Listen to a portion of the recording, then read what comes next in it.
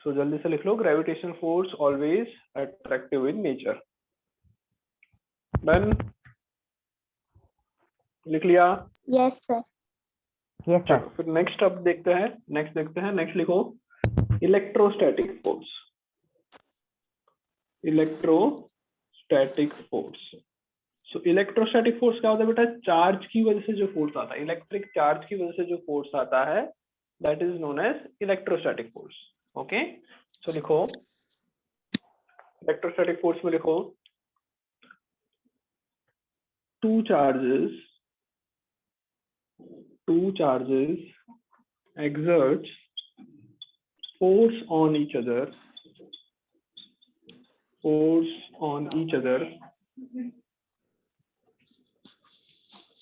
this force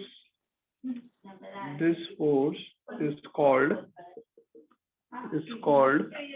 electrostatic force। Electrostatic force, दो charge के पास जो फोर्स होता है, सॉरी, दो चार्ज एक दूसरे पे जो फोर्स लगाते हैं उसको हम इलेक्ट्रोस्टैटिक फोर्स कहते हैं। इसका बेटा एक बहुत ही सिंपल एक्सपेरिमेंट है, वो तुम्हें करना है घर पे। ओके, क्या करना है तुम्हें? प्लास्टिक की स्केल लेनी है।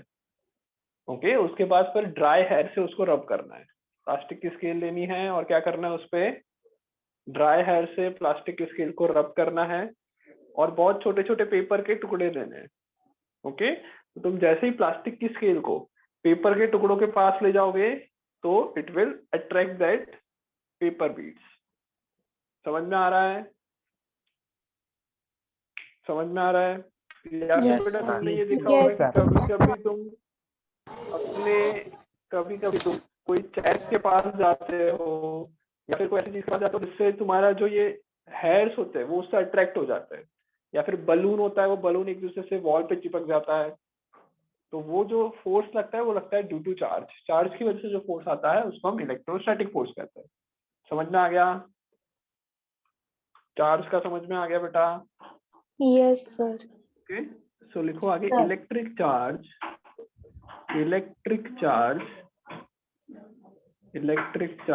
is a fundamental property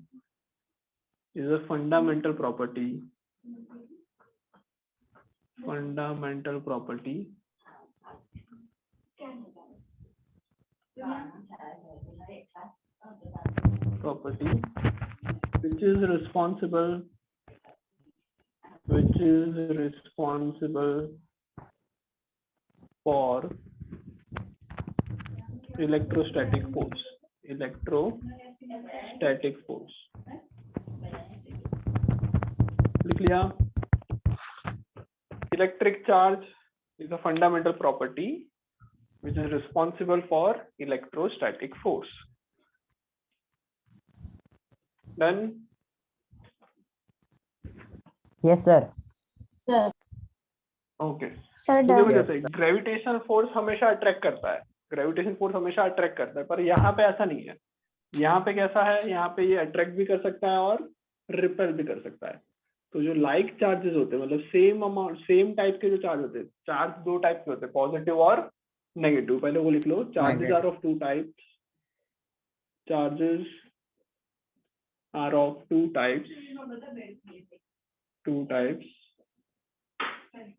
positive and negative. उसके बाद like charges repel each other, मतलब दो पॉजिटिव चार्ज ले लूं या फिर वो दो नेगेटिव चार्ज ले लूं, तो वो एक दूसरे को क्या करेंगे? रिपेल करेंगे। Right, so like charges repel each other. ये वैसा ही है जैसे तुम लोगों ने मैग्नेट्स में देखा है, नॉर्थ और नॉर्थ पोल एक दूसरे को रिपेल करते हैं। तो सिमिलरली नेगेटिव चार्ज या दो पॉजिटिव चार्ज एक दूसरे को रिपेल करेंगे। Like charges repel each other and unlike charges attract each other. मतलब एक पॉजिटिव और एक नेगेटिव होगा तो एक दूसरे को क्या करेंगे? अट्रैक्ट करेंगे। Unlike charges will attract each other.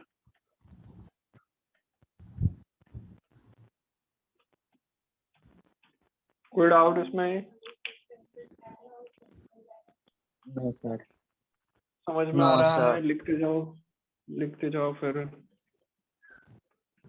Okay, so this is also a non-contact force. Without contact force लग जाता है, that's why it is known as non-contact force. Okay. फिर next लिखो. Third non-contact force is magnetic force. Magnetic force. Okay, so magnet एक दूसरे पे जो force लगाते हैं उसको magnetic force कह देंगे. Okay, so force exerted by a magnet. लिख लिया ना यहाँ तक? चलो मैं आगे लिख लेता हूँ. Force exerted by a magnet on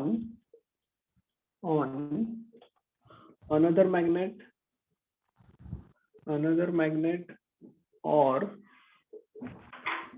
iron, या फिर इसको हम लोग लिखते हैं मैग्नेटिक मटेरियल. मैग्नेटिक मटेरियल बेटा सबको पता है क्या होता है? ऐसे लोग जो मैग्नेट से अट्रैक्ट हो जाए. तो मैग्नेटिक मटेरियल में कौन कौन सी चीजें आती है?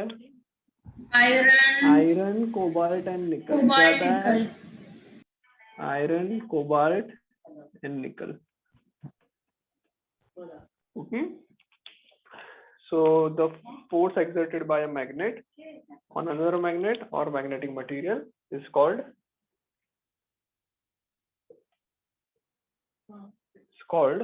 magnetic force.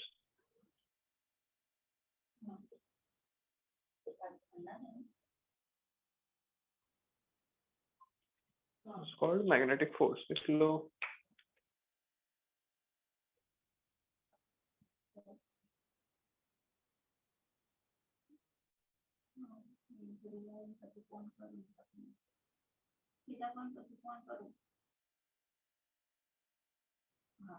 लिख लिया बेटा magnetic force?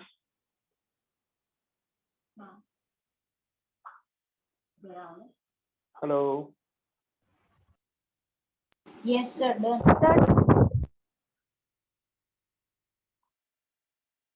Yes, sir. Written. लिख लिया ना magnetic force? Okay. Magnetic force में भी लिख लेना. मैग्नेटिक फोर्स में भी नेक्स्ट अच्छा लिखने की जरूरत नहीं है ना, वैसे सबको पता है ना. नॉर्थ एक दूसरे को रिपेल करेंगे, साउथ एक दूसरे को रिपेल करेंगे, नॉर्थ साउथ एक दूसरे को अट्रैक्ट करेंगे. तो लिखवा नहीं रहा हूँ, राइट? सबको बहुत सिंपल है, लिखने की जरूरत नहीं है. आगे बढ़े. यहाँ तक हो गया? सबने लिख लिया ये? Yes, Yes, sir. sir. आगे नेक्स्ट हेडिंग डाल दो. मास. नेक्स्ट हेडिंग डाल दो मास एंड वेट. ओके, ये हेडिंग डाल दो, मास एंड वेट.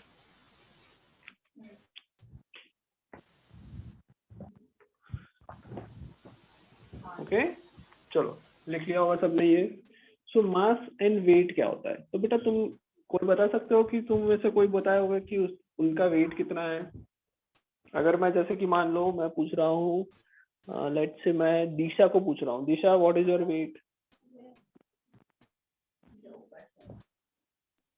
दिशा तुम्हारा 30 वेट कितना है? 30 के बाद क्या? kg. 30 kg. ये तुम्हारा वेट है पक्का? ओके, चलो. सार्थक Yes, sir. क्या वेट है तुम्हारा? Sir, 42 kg. 42 kg. ओके, देखो बेटा, तो अभी तक जो तुम बोल रहे हो ना, सो अभी तक हम मास एंड वेट को एक साथ एक जैसा ही मान के चल रहे हैं. समझ में आ रहा है? समझ में आ रहा है बेटा? ये मास एंड वेट को जनरली हम कैसा मान के Yes, चलते हैं? sir.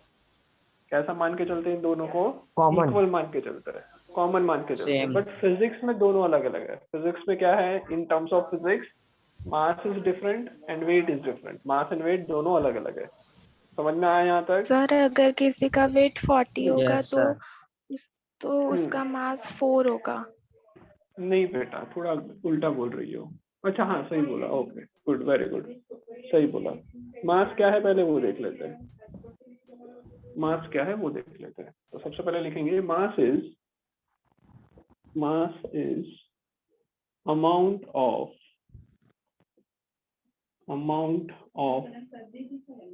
matter contained by an object. Okay, mass is amount of matter contained by an object. Okay, इसका मतलब क्या है कि ये जो मार्कर है, मानो जैसे मार्कर की मास बोल रहे हैं, तो इसका मतलब क्या होगा कि इस मार्कर के अंदर जितना प्लास्टिक है, जितनी इंक है, उन सबको मिला के जो कंटेंट आ रहा है उसको हम उसका मास कहेंगे. सिंपल. समझ में आ रहा है मास क्या होता है? समझ में आया क्या होता है? इसके बाद लिखो मास. ऐसा यूनिट ऑफ मास, ऐसा यूनिट ऑफ मास, ऐसा unit of mass is KG. ऐसा unit of mass is KG. दिखाइए. Okay. Yes, sir. Yes, sir. चलो, ऐसा unit of mass is KG. मतलब अभी तक जो मैं तुमसे पूछ रहा था और तुम जो केजी में रिप्लाई दे रहे थे, वो तुम क्या बता रहे थे? अपना मास बता रहे थे, वेट नहीं बता रहे थे. मैं तो तुमसे वेट पूछ रहा था, पर तुम क्या बता रहे थे आंसर में? मास बता रहे थे. नेक्स्ट लिखो. Mass of an body, mass of an object, can never be zero, can never be zero. कोई भी ऑब्जेक्ट का मास कभी जीरो नहीं हो सकता. अगर वो मैटर है तो कुछ ना कुछ उसकी अमाउंट होगी, कुछ ना कुछ क्वालिटी होगी उसकी. तो कोई भी ऑब्जेक्ट का मास कभी जीरो पॉसिबल नहीं है. समझ में आ रहा है? Yes, sir. समझ में आ गया? चलो आगे लिखे. आगे लिख लो. Mass is a scalar quantity. Mass is a scalar quantity. Scalar मतलब उसकी कोई डायरेक्शन नहीं होगी. Mass is a scalar quantity, doesn't have any direction. Next. Mass is a scalar quantity, doesn't have any direction. Next लिखो. Mass of a body can be measured by, mass of a body is measured by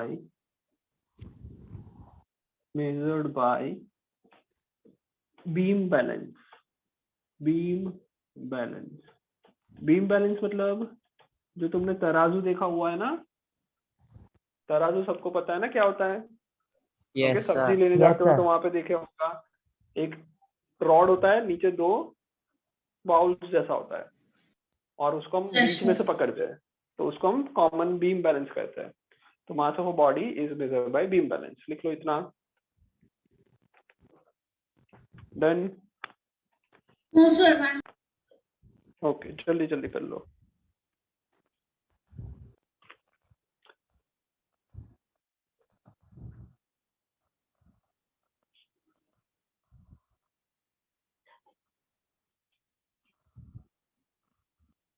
done हो गया. निकुंज लिख लिया तुमने? Yes, sir. Yes, sir. Okay, हटा दो इसको. मास समझ में आ रहा है सबको? मास समझ Yes, में आया? Yes, sir. Yes, Yes, sir. sir. Okay. Yes, अब sir. हम डिस्कस करते हैं वेट के बारे में. अब क्या डिस्कस करते हैं? वेट के बारे में. वेट क्या है? तो Weight. मास और वेट डिफरेंस है, वो तो समझ में आ गया, पर डिफरेंस क्या है इन दोनों में वो अब देखते हैं. तो फिजिक्स में हम जब वेट बोलते हैं, फिजिक्स में जब हम लोग कोई भी ऑब्जेक्ट का वेट कहते हैं, तो इसका मतलब होता है कि अर्थ उसको कितने फोर्स से नीचे खींच रहा है. समझ में आ रहा है? मतलब ये जो पेन है, इसको छोड़ दो, नीचे जा रही है. क्यों नीचे जा रही है? बिकॉज अर्थ उसको नीचे खींच रहा है. तो वो कितने फोर्स से नीचे खींच रहा है, उसी को उसका वेट कहते हैं. समझ में आ रहा है? समझ में आ रहा है? ये ऑब्जेक्ट Yes, पे sir. अर्थ कितना फोर्स लगा रही है, उसी को उसका वेट कहेंगे. तो वेट क्या होता है? लिखो. Weight of an object, weight of an object, weight of an object is amount of gravitational force, amount of gravitational force, weight of an object is amount of gravitational force applied by earth on that object, applied by earth on that object. Earth कितने force से उस object को खींच रहा है, उस force को ही हम वेट कहते हैं। तो बेसिकली वेट एक तरह का क्या है, वेट जो है वो एक तरह का क्या है, it is nothing but it is a type of force. इसी फोर्स को हमने नाम दिया है वेट। आ रहा है समझ में? Yes, sir. Yes, sir. बेटा वीडियो ऑन कर लो सब लोग, इशिता, अपूर्वा, मितेश, रिम्पी, वीडियो ऑन रखो। ओके, सो वेट क्या, it is a amount of gravitational force acting या फिर applied by earth on the object. उस ऑब्जेक्ट को जितना जोर से अर्थ नीचे खींच रहा है उतना जोर से, मतलब उतना ज्यादा उसका वेट होगा। तो वेट अगर एक तरह का फोर्स है तो उसका यूनिट क्या होगा, ऐसा यूनिट ऑफ वेट कितना हो जाएगा, यस ऐसा यूनिट ऑफ वेट कितना हो जाएगा, बिकॉज ये एक तरह का फोर्स ही है, तो फोर्स का यूनिट न्यूटन होता है, तो इसका भी यूनिट क्या हो जाएगा, न्यूटन हो जाएगा। कैपिटल एन से डिनोट करेंगे। ओके, कोई डाउट? देवांश आ रहा है समझ में, अभिराम समझ में आ रहा है? Yes, sir.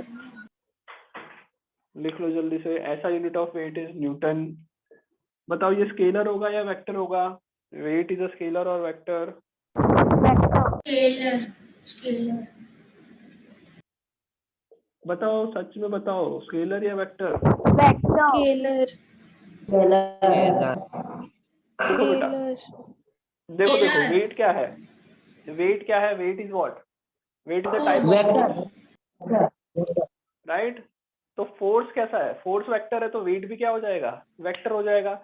जैसे मैं पूछूं कि इस ऑब्जेक्ट का वेट जो है वो कौन सी डायरेक्शन में होगा, इस ऑब्जेक्ट का वेट कौन सी डायरेक्शन में, नीचे की डायरेक्शन में, बिकॉज ग्रेविटेशन फोर्स उसको नीचे खींच रही है, तो ऑलवेज वेट की डायरेक्शन डाउनवर्ड्स ही होगी, but it is a vector quantity, okay, because उसकी डायरेक्शन हमें बतानी पड़ेगी। So weight is a vector quantity because वो एक तरह का फोर्स ही है। सो जो भी फोर्स का नेचर है वो सारा वेट का भी नेचर हो जाएगा। फोर्स का यूनिट न्यूटन है तो वेट का भी न्यूटन, फोर्स वेक्टर है तो वेट भी वेक्टर। आया समझ में? Yes, sir. ओके, समझ में आया। अच्छा एक बात बताओ, क्या कोई ऑब्जेक्ट का वेट जीरो हो सकता है, क्या कोई ऑब्जेक्ट का वेट जीरो हो सकता है? पक्का? चलो हम लोग सोचते हैं, चलो सोचते हैं जीरो होता है या नहीं। ये मार्कर है, राइट? इस मार्कर को छोड़ दूं कहाँ Yes. जाएगी, मार्कर को छोड़े तो कहाँ जा रही है, नीचे. नीचे जा रही सर है। क्यों नीचे। नीचे जा रही है, क्यों जा रही है नीचे? और तो उसको खींच रहा है, और तो उसको खींच रहा है, जितने Gravitational force की वजह से। ग्रेविटेशन फोर्स वजह से, जितना फोर्स से खींच रहा है उस फोर्स को मैं वेट कहता हूँ, जितने फोर्स से खींच रहा है उसी को मैं वेट कह रहा हूँ, हाँ या ना? चलो अब सोचो Yes. कि ये जो मार्कर है इसको मैं अर्थ की सरफेस से बहुत दूर रॉकेट में बैठ के मैं स्पेस में चला गया, और स्पेस में फिर इस मार्कर को छोड़ देता हूँ, तो क्या ये नीचे जाएगी? अगर मैं स्पेस में पहुंच जाऊंगा, No, sir. इसको छोड़ दो, नीचे जाएगी क्या? No, sir. No, sir. नहीं जाएगी, वहीं की वहीं रहेगी वो। इसका मतलब अब जो अर्थ जो फोर्स लगा रहा है मास इस मार्कर पे, वो स्पेस में जाके नहीं लगने वाला। समझ में आ रहा है? अगर मैं इस Yes, मार्कर sir. को स्पेस में ले जाऊंगा तो अर्थ उस पर फोर्स नहीं लगा पाएगा, तो उस टाइम पे फोर्स ही नहीं लग रहा है, फोर्स ही जीरो है, तो वेट भी कितना हो गया, वेट भी कितना हो गया, Zero. जीरो हो गया। समझ में आ रहा है? आगे लिखो weight of an object, next line लिख लो weight of an object, weight of an object can be zero. Okay, कोई ऑब्जेक्ट का वेट कभी जीरो भी हो सकता है, weight of an object can be zero.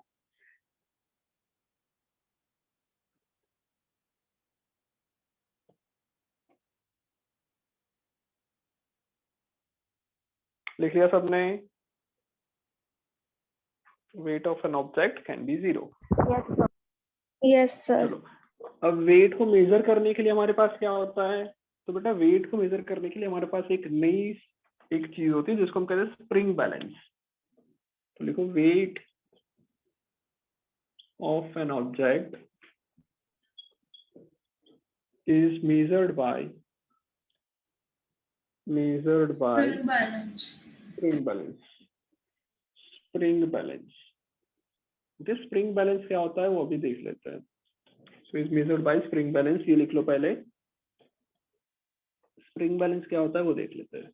चलो, तो स्प्रिंग बैलेंस ये होता है बेटा, एक छोटी सी स्प्रिंग होती है, एक बॉक्स होता है, इस बॉक्स के अंदर एक हुक पे स्प्रिंग लगा के रखते हैं, एक बड़ी सी यहाँ पे ऐसी स्प्रिंग होती है, और स्प्रिंग के एंड में एक हुक होता है। समझ में आ रहा है? ये डायग्राम समझ Yes. में आया? ओके। फिर क्या होता है बेटा, यहाँ पे एक पॉइंटर होता है, यहाँ पे स्प्रिंग के साथ एक अटैच पॉइंटर होता है। समझ में आ रहा है? स्प्रिंग के साथ क्या अटैच्ड होता है? एक पॉइंटर अटैच्ड होता है। और यहाँ पे एक स्केल होती है, मतलब लिखा होगा इधर 0 1 2 3 4, मान लो 5 लिखा, फिर 10 लिखा, 15 लिखा, 20 25 30, ऐसा भी हो सकता है, या फिर ज्यादा भी हो सकता है पहले 0 से स्टार्ट किया, फिर 100 200 300 400, ऐसा भी पॉसिबल है। ओके, वो डिपेंड करेगा स्प्रिंग कैसी है, उस पर डिपेंड करेगा। तो बेसिकली इतना समझ में आ गया? कोई डाउट? No, sir. ओके, फिर हम जिसका ऑब्जेक्ट, जिस ऑब्जेक्ट का, क्या बोल रहे हो बेटा? सर मैं अभी ज्वाइन हुआ हूँ क्योंकि मेरा ज्वाइन नहीं हो रहा था, तो आप बता सकते कि क्या हुआ है? अंश अभी तक क्यों ज्वाइन नहीं कर रहे थे? अभी तो क्लास कंप्लीट होने वाला होगा थोड़ी देर में, तो हाँ सर, मेरा बहुत कम नेट टाइम बाकी है। ही नहीं हो रहा। मैं बेटा वीडियो शेयर कर दूंगा, वो तुम देख लेना। ओके ओके, आज के क्लास की वीडियो अपलोड कर दूंगा, वो तुम देख लेना। Okay sir. ओके, चलो। हाँ सो देखो बेटा, सो स्प्रिंग यहाँ तक समझ में आया सबको? अब जिस ऑब्जेक्ट का मुझे वेट मेजर करना है, उसको मैं हुक के साथ लटका दूंगा। मान लो कोई ऑब्जेक्ट है जिसका वेट मुझे मेजर करना है, तो मैंने उसको हुक से लटका दिया। तो जैसे ही हुक से लटकाऊंगा, ग्रेविटी उसको नीचे खींच रही होगी, तो ये तो नीचे जाना चाहेगा। ओके, तो जितना फोर्स नीचे लग रहा है ग्रेविटी का, उतना स्प्रिंग में भी उसको ऊपर खींचना पड़ेगा, उतना ही फोर्स स्प्रिंग भी ऊपर लगाएगी, और उसकी वजह से क्या होगा, स्प्रिंग एलोंगेट हो जाएगी, स्प्रिंग थोड़ी लंबी हो जाएगी। आ रहा है समझ में? Yes, Yes, sir. sir. Spring लंबी हो जाएगी, ये समझ में आ रहा है? ओके, तो जिस हिसाब से यहाँ पे मैं मास लटकाऊंगा, जितना ज्यादा इधर इसका वेट होगा, उतने हिसाब से स्प्रिंग भी एलोंगेट होगी। और स्प्रिंग जो है वो कुछ इस तरह से एलोंगेट होगी कि जितना उसका वेट होगा वो हमको मार्कर के थ्रू पता चल जाएगा, ये पॉइंटर के थ्रू पता चल जाएगा। सर इसे समझ में आ रहा है? स्प्रिंग बैलेंस को न्यूटन मीटर भी बोलते हैं। क्या बोल रहे हो? स्प्रिंग बैलेंस को न्यूटन मीटर भी कहते हैं। हाँ, स्प्रिंग बैलेंस के अंदर जो भी रहता है वो न्यूटन में आएगा। ये रीडिंग्स जो होती है वो न्यूटन में आती है, बिकॉज वेट का यूनिट क्या है? न्यूटन है। स्प्रिंग बैलेंस समझ में आई क्या होती है? एक स्प्रिंग होती है, एक पॉइंटर होता है, एक स्केल होती है। जितना ज्यादा, या फिर जिस ऑब्जेक्ट का वेट हमको फाइंड आउट करना है, उस ऑब्जेक्ट को हम यहाँ पे हैंग करेंगे। जैसे ही हैंग करेंगे, स्प्रिंग लंबी हो जाएगी। स्प्रिंग के साथ जो मार्क पॉइंटर कनेक्ट हुआ है, वो depending on the elongation of spring, वो अपने हिसाब से वो नीचे आएगा। जितना नीचे आएगा, उसको, उसके सामने जो रीडिंग होती है वो मेजर करके, उस रीडिंग को देख के हम लोग पता कर सकते हैं कि इसका वेट कितना है। आ गया समझ में ये? Yes, sir. Yes, sir. कोई doubt? No, sir. No, Okay. sir. Sir, okay okay. sir, आप मुझे ना आपसे चीज पूछनी थी कि जो हमारा टेस्ट होने वाला है ना, तो अभी मेरे हाँ। पास तो वो पुरानी वाली ऐप है, तो हमें उसमें से देना है कि जो नई उसमें ऐप नहीं, उसमें नहीं, गूगल नहीं, किसी में भी नहीं देना है। व्हाट्सएप पे एक लिंक आएगी, उस लिंक पे क्लिक करोगे तो गूगल फॉर्म ओपन होगा। Okay sir. ओके, तो उसमें देना है, तो कुछ भी अलग करने की जरूरत नहीं है। स्प्रिंग फोर्स समझ में आ गया? स्प्रिंग बैलेंस समझ में आ गया? यस वेट समझ में आ Yes, गया? ओके, तो वेट कभी 0 भी हो सकता है। ओके, चलो आगे लिखो। Weight of an object, next लिख लेना, wait of an object, weight of an object can change depending on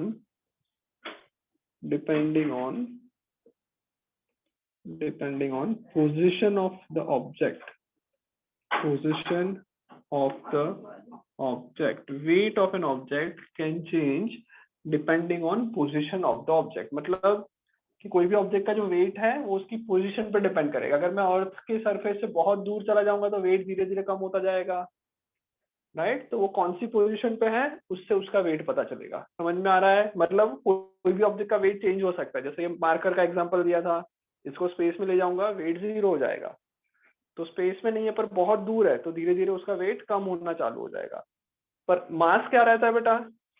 मास क्या रहता है? क्या मास कभी चेंज होगा? इस मार्कर को मैं स्पेस में ले जाऊंगा तो क्या उसका प्लास्टिक चेंज हो जाएगा? क्या नहीं होगा, No, वैसे का sir. वैसा ही No, रहने sir. वाला है। तो लिख लो mass of an object. Next point में mass of an object, mass of an object is constant at every place on earth, या फिर एट एनी प्लेस। ओके, या फिर सिर्फ कांस्टेंट ही लिख लो चलेगा।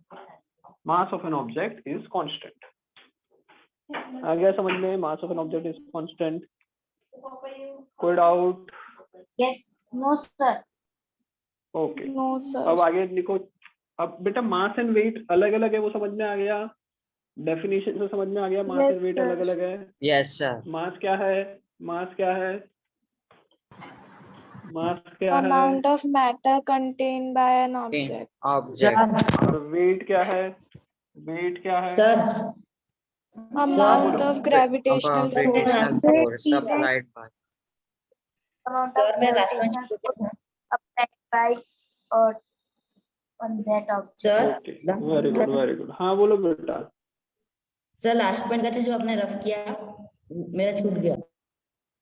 Mass of an object is constant. उससे पहले क्या लिखा था? उससे पहले लिखा था weight of an object is depend on position of the object. Sir weight of an क्या ऑब्जेक्ट, लिखा था?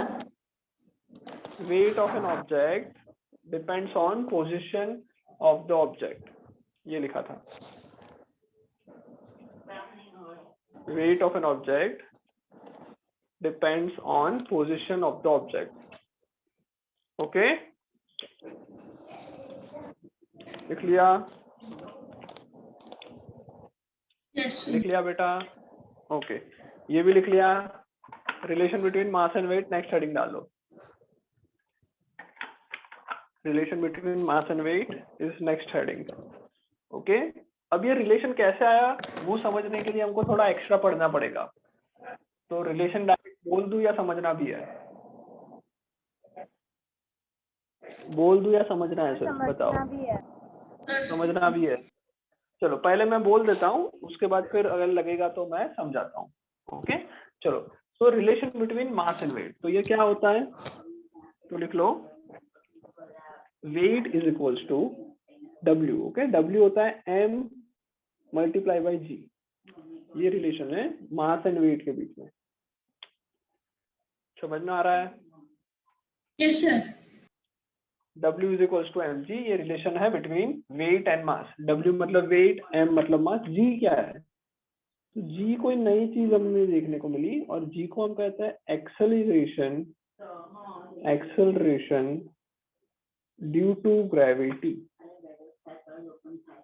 एक्सेलरेशन ड्यू टू ग्रेविटी, ये होता है G। और इसकी वैल्यू होती है, इसकी वैल्यू होती है 9.8 मीटर पर सेकेंड स्क्वायर, या फिर इसको हम अप्रोक्सीमेटली कैलकुलेशन के लिए 10 ले लेते हैं। तो G की वैल्यू कितनी है इस इक्वेशन में?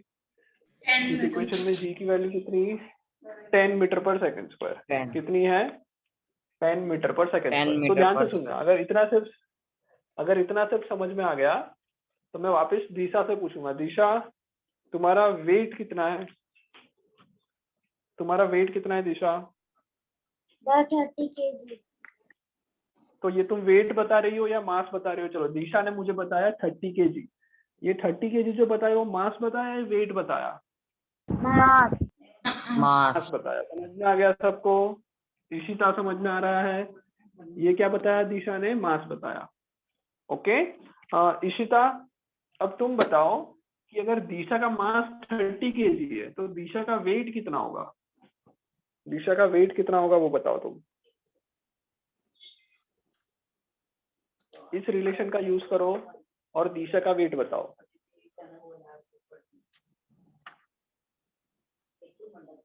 समझ में आ रहा है? देखो मैं बताता हूँ, वेट का फॉर्मूला क्या है, वेट का फॉर्मूला क्या है, m और g, इससे मुझे वेट मिलेगा। m क्या है, मास, दिशा ने अपना मास कितना बताया 30, और g क्या है, g की वैल्यू मैंने बताई, acceleration due to gravity which is 10, मैं लिखूंगा 10। सर 30 into 10 294 कितना, सर 300 294 अप्रोक्सीमेटली, मैं उसको 300 ले 294 लूँ, 10 ले लेता हूँ इसलिए। एक्चुअल 294 आएगा, जब तुम 9.8 लोगे तो 294 आएगा। मैं 10 ले लेता हूँ तो 30 into 10 300। यूनिट क्या है, वेट का यूनिट हमने देखा न्यूटन। तो दिशा का वेट कितना है, दिशा का वेट कितना है 300 न्यूटन। 300 न्यूटन। दिशा का मास कितना है, मास कितना है 30 kg। 30 आया kg। समझ में, सर एग्जाम में हमें समझ में आ गया 10 ये। मीटर पर सेकंड, सर हमें एग्जाम हाँ में एग्जाम में 10 10 लेके चलेगा, 10 लोगे तो चलेगा, नो प्रॉब्लम। सर 9.8 लेंगे फिर भी चलेगा। महक, तो भी चलेगा, तो भी चलेगा, दोनों में से कोई भी ले सकते हो। यस महक, तुम अपना मास बताओ, महक मास बताओ अपना।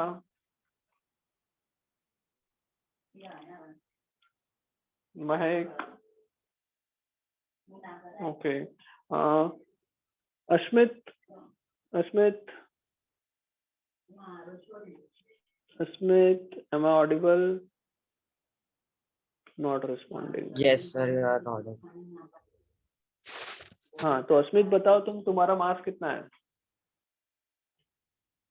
अस्मित मास कितना है तुम्हारा।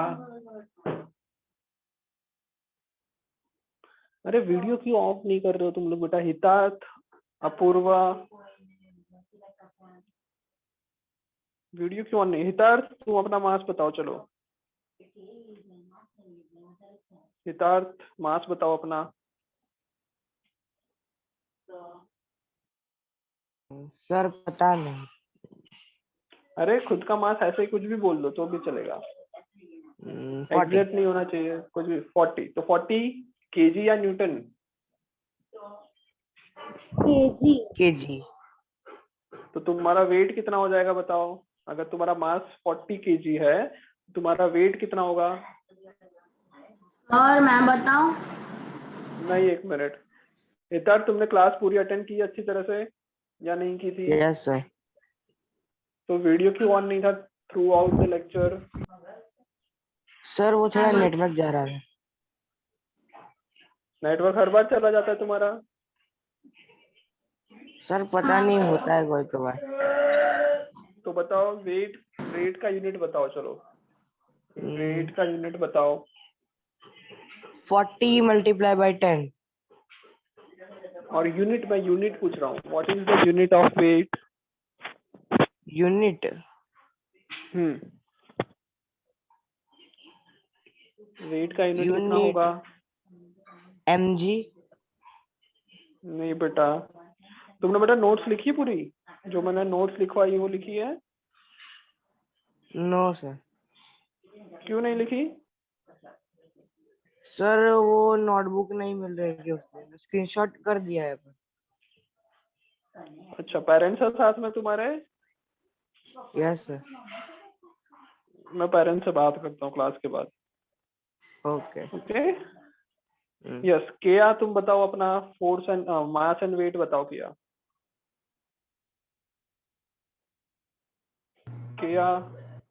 तुम्हारा Yes, mass sir. And weight बताओ। Yes sir, Mass 42 and weight kg बताओ। मास है। सॉरी, वेट और मेरा weight 42 कितना? kg है। वेट सोचो 42 वापस। kg है। वापस सोचो। सर वेट 42 kg है। और मैं मास बताऊं, नहीं पता। देखो बेटा वेट का यूनिट क्या है, न्यूटन। तो तुम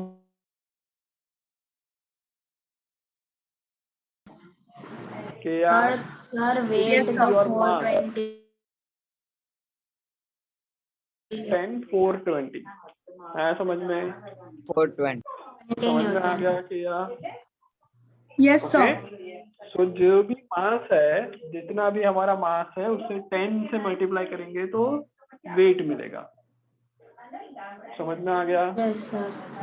Yes sir। समझ में आ गया। माहिका तुम बताओ, चलो Mahika, what is your weight and what is your mass.